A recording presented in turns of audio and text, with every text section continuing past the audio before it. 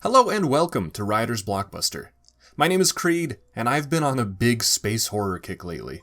I love movies with big twists and turns, and I always appreciate when movies have full histories weaved throughout the environments and hidden in story beats.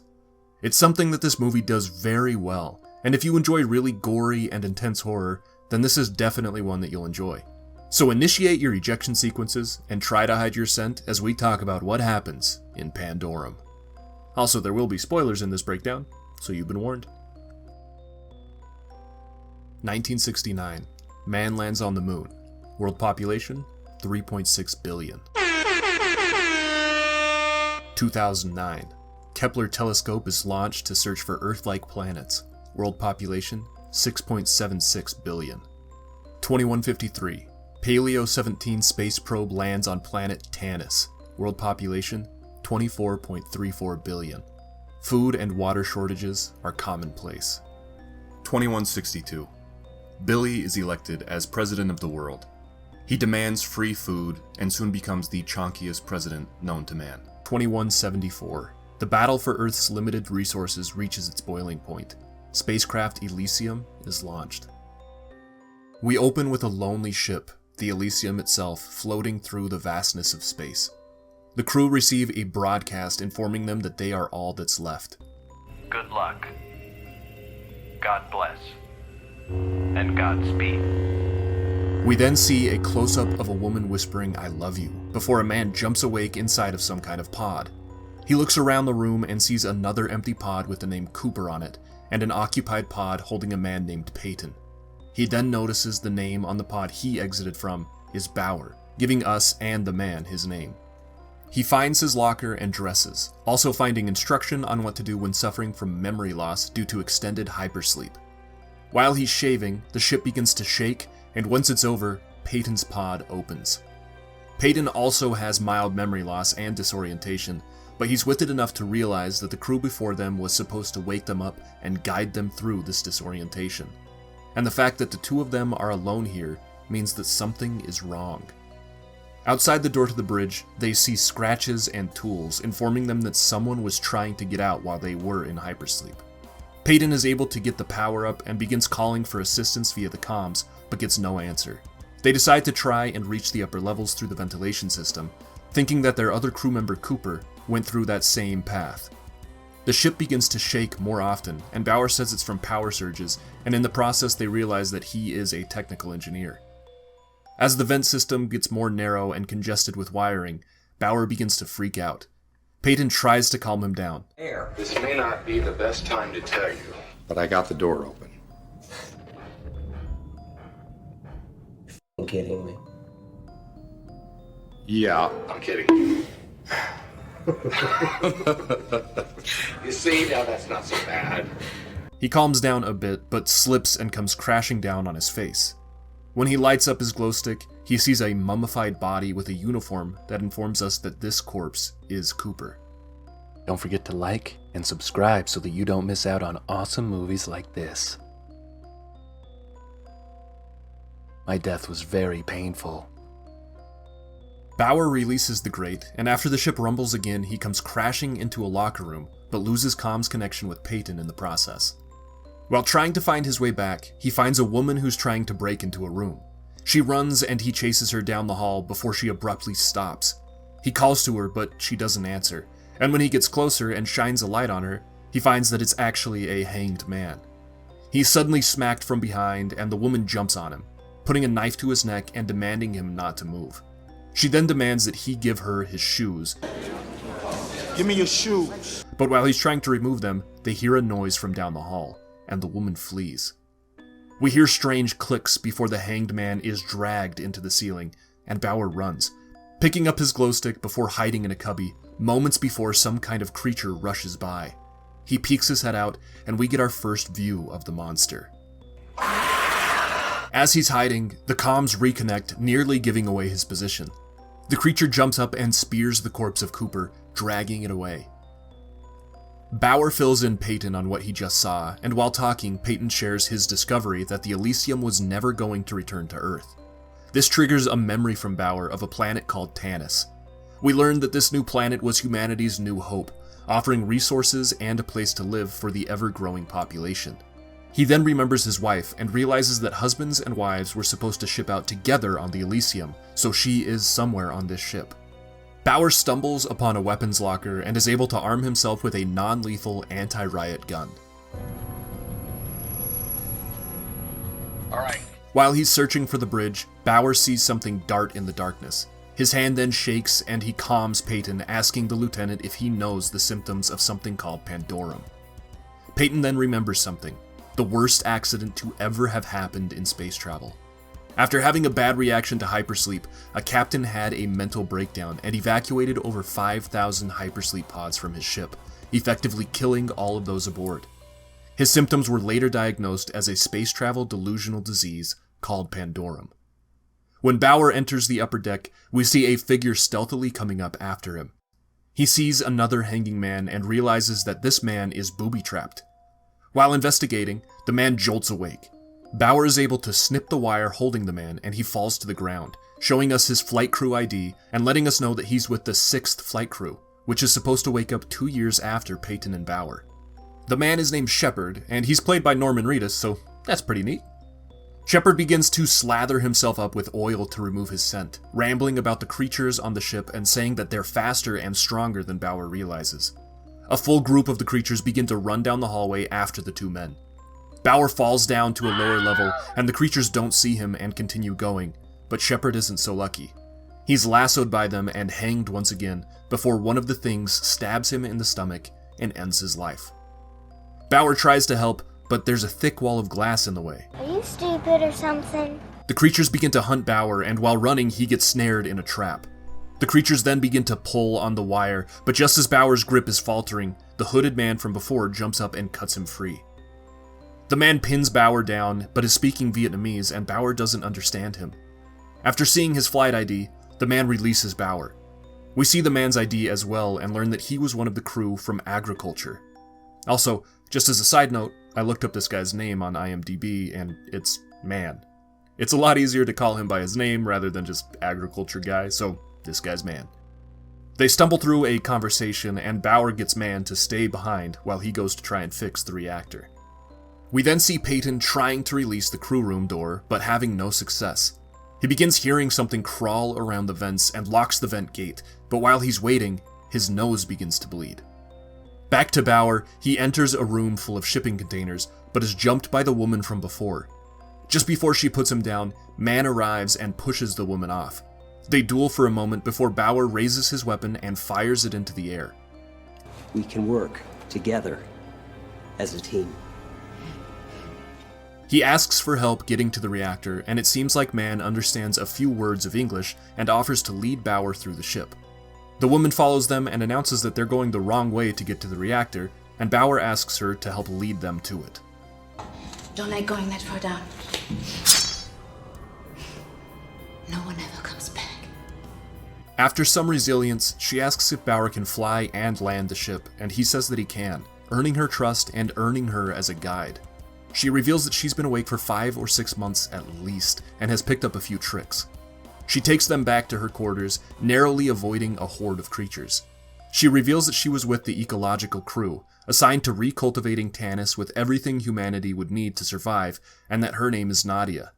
When Bauer asks how things could have gotten this bad so quickly, she says, I think we've been asleep longer than you think. Peyton wakes up, having passed out at some point. He hears the thing moving in the vents again, and this time he goes up to confront it. But when he's expecting to see a creature, he instead sees a man emerge from the wires, begging for help. Peyton pulls the man out, and he says that he's part of a flight crew and reveals that his name is Gallo, and that he's come from the bridge. Peyton then tries to get more answers, but Gallo is in shock and begins to mumble and cower. Nadia leads the men through the hypersleep personnel chamber, and we see that most of the pods are empty. Bauer asks if family members are stored here, but Nadia says that they aren't, as only crew members would be in these particular pods. Man gets distracted by something, and Nadia and Bauer leave him behind. Bauer hears something groan beneath his feet, and the ground beneath them collapses a moment later, dumping them into a pond of black water and body parts. A creature passes overhead, and the moment it's clear, Bauer climbs out but hears something move. When he turns, he sees that the creature is waiting for him in the darkness. It leaps and kicks at him, knocking the gun from his wrist and landing him in a hypersleep pod, dazed and confused. Nadia climbs out and holds off for a moment, but is ultimately knocked unconscious. Before the creature can kill her, Bauer attacks. He's thrown around but is saved again by Man.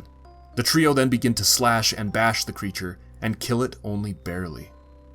They hear a clicking come from above and see a whole horde of the creatures.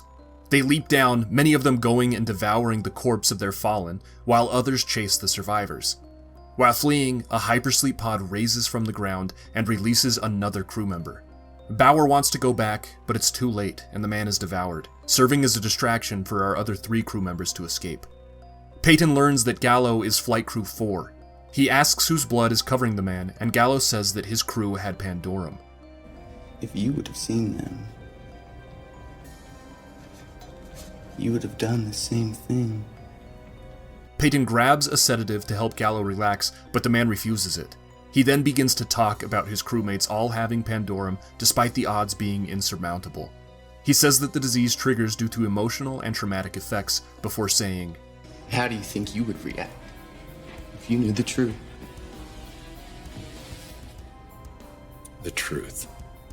About what? Bauer, Nadia, and Man close the door on a chamber, but see a man lurking in the shadows. The man turns on the lights. This man is named Leland, and he offers the survivors some food, saying that he was in the cook crew. Bauer and Nadia begin to discuss what they believe the creatures to be. Nadia says that she thinks it has something to do with the hypersleep medications. One of them was called an accelerator, and was supposed to help the crew adapt to the conditions on Tanis, but she believes that it may have altered some of the crew to adapt differently and has ultimately morphed them into these things. And Leland says that he knows something. He begins to play back the radio message that we heard at the beginning of the film. In a flashback, we see that Gallo was there with the crew who received the message. The message informed them that the Earth was no more, and after running a celestial scan, the crew realized that those aboard the Elysium were the only remaining survivors of all humanity. Leland continues his tale, revealing that the 3 crew members of Flight Team 4 fought amongst themselves until only one was left.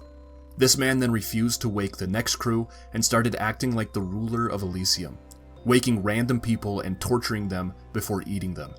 It's because of him that the ship is the way that it is now, no law or order, only chaos among a new hell.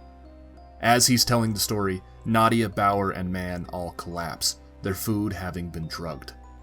They wake up, chained and upside down. Leland stabs Nadia in the stomach and begins to drag her away, but Bauer screams that he can fix the ship. He says that the power surges are the final step in the reactor's meltdown, but he can fix it. Leland agrees to let them go, and they contact Peyton, getting the fastest path to the reactor. While running, they see a child of the creatures. It screams and reveals their location, causing the other creatures to chase them down the hallway. They hide in a side room, and Bauer realizes that the hypersleep pods in this room are full of the flight crew family. He then remembers that his wife wasn't on the flight at all. They had broken up before the departure, and she never boarded the Elysium. Bauer then sees a pod labeled M. Peyton, and remembers something about the lieutenant's wife, Miriam Peyton. We see Peyton and Gallo arguing again, this time Gallo trying to convince the lieutenant to launch the remaining pods and save whatever crew he can. And we also see that now Gallo's nose is bleeding as well. Bauer and the others make it to the reactor room and descend to the core. Nesting beneath the core, they see hundreds of the creatures and realize that this is their home.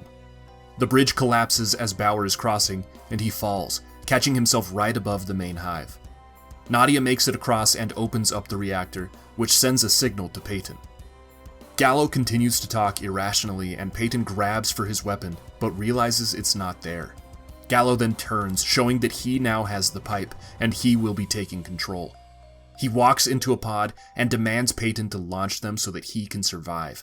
But when Peyton punches in the code, the door closes and he locks it, showing that he did a simulated ejection instead of actually launching all the pods. Gallo is not happy. You're killing us! We're all going to die, Corporal! Bauer drops into the nest and covers himself with shedded skin. He crawls among the sleeping creatures, nearly making it out before Leland accidentally drops his flashlight and wakes the whole nest. Man then drops the metal bridge on the coming horde and makes noise trying to get as many as he can to follow him as he sprints through the ship. Just as the creatures are about to reach the platform, Bauer initiates the reactor reset, venting the pent-up energy and disintegrating the climbing creatures. Man has escaped from all but one of the creatures. It throws him a spear, wanting a fair fight, and they begin to battle. The creature starts to win the fight and bites a chunk from Man's stomach, giving him the chance to pull a spike from the creature and stab him in the neck. The child creature from before then shows up, and Man decides to let it live. And, as a thanks, the child slashes Man's throat. Peyton sees the lights go on and opens the door to the bridge. Gallo continues to taunt the man, saying that he'll never get away with something. Peyton mutes the pod, but then Gallo's voice loudly speaks in his head. He turns and sees Gallo walking towards him with the sedative raised. As he walks, his voice sounds distorted and echoey. The two men fight, and as they do, their arms morph together, and the syringe injects into Peyton's leg. When everything becomes clear, we see that Peyton is alone, Gallo being only in his head, and him being the one who was suffering from Pandorum all along. Leland arrives to the flight crew room, and Peyton shoots him in the eye with the syringe, killing him on the spot. When Bauer and Nadia show up to the flight room, she asks where the lieutenant is, and Bauer cryptically says, He's not my lieutenant. They head to the bridge, and this is where we learn that Peyton was never Peyton at all. Gallo, Corporal. I was younger than you when I first came on board. Gallo opens the navigation port, and they see that there are no stars anymore, meaning that they are significantly off course. Nadia runs a navigation report, and Bauer begins to freak out and hallucinate. He and Gallo fight, but before they can get too far, Nadia's report goes through, and they find that they are not in space at all anymore. It seems that the Elysium had crashed on Tanis long ago, but they'd crashed into the middle of an ocean and sunk right to the bottom. The creatures then begin to break in through the vents and the door, and Gallo attacks Nadia. As the creatures enter, Bauer fires his weapon and blows one apart, but a chunk of metal flies from the bridge and cracks the windscreen. When he looks back to the creature, he sees that what he shot wasn't a vent at all, and that his Pandorum is now getting worse. The crack grows, and Bauer seems to snap out of his daze. He grabs Nadia and pushes her into a hypersleep pod with him before activating the ejection process. Water is seeping into the pod as it rises towards the surface. Bauer places the breathing mask over her mouth, giving her oxygen and also sedating her. Just before Bauer drowns, the pod reaches the surface and opens. The other pods all also begin to surface, a hull breach forcing them all to launch due to emergency procedures. The ship had crashed just off the coast, and we pan around before zooming out of the new homeland of humanity. We see Tanis and learn that 1,213 humans survived and now occupy that planet. And that is where the movie ends. My thoughts on this movie are mixed. I definitely liked it, but I went in hoping to love it, and I got a bit disappointed when it didn't quite reach my expectations. It starts out very promising with Bauer waking up to a ship overrun with creatures, but it ran into some muddying that a lot of 2000s movies seem to have. As the story ramps up, the jumps between characters and situations became a bit overdone, and I think that it took away from so much of the good that the beginning and the early middle of the movie set up. Due to this, the ending felt rushed and a bit unthought out. There's a whole subplot where Bauer is showing what we're supposed to believe are signs of Pandorum, but that ends up just leading nowhere, only becoming an issue for the final fight and then disappearing without explanation. Leland's character is another good example of this. He's a messed up dude who really only seemed to be used as a character that took away Bauer's gun and woke up the creatures, despite him showing that he was intelligent and survived for years before he ever met these crew. His death felt like a bit of a cheap write-out of a character that they just didn't know what else to do with. I did absolutely love the twists though. I always tried to predict things, and I found a good amount of clues that led us to the discovery that Peyton and Gallo were actually one and the same. But I expected Gallo to be Peyton's personification of Pandorum, and not for him to actually be an older Gallo this whole time. I loved that, and I found most of the scenes where Peyton and Gallo argue to be intriguing and intense and just generally really well scripted. The set and effects used in this movie were also rad. There was a lot of detail and environmental stories hidden throughout the ship and in each hallway, and each death gave us fairly gruesome gore that I feel added to the horror of the film. The creatures themselves were awesome too, showing small hints of humanity, but very large and obvious signs that they are no longer human. It was cool, and I loved the idea that the medications meant to help humanity survive and adapt had actually led to this kind of fate. Like I said, I didn't love this movie, but I had a really fun time watching it. Overall, I'd say that if you like space horror, then you'll probably enjoy Pandorum too. If you enjoyed this breakdown, then don't forget to like and subscribe, and if you have a movie that you'd like to see me cover, then put that down in the comments below. If you'd like to see the other films that we've covered in this series, then don't forget to check out the All Titles playlist. But yeah, thank you all for watching, and we'll see you on the shores of Tanis. Bye-bye!